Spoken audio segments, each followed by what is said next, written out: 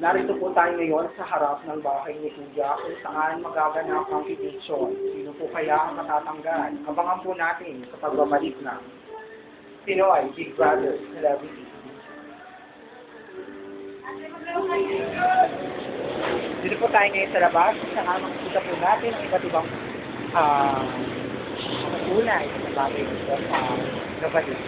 Po natin ang iba't ibang mga story na sasakyan na sumasalabay sa mga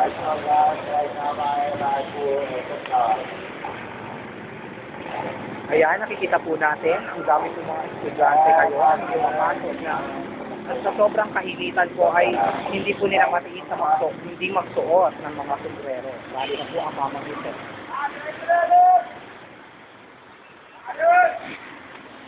Ayan po ang aking report. Babalik po tayo sa loob ng bahay.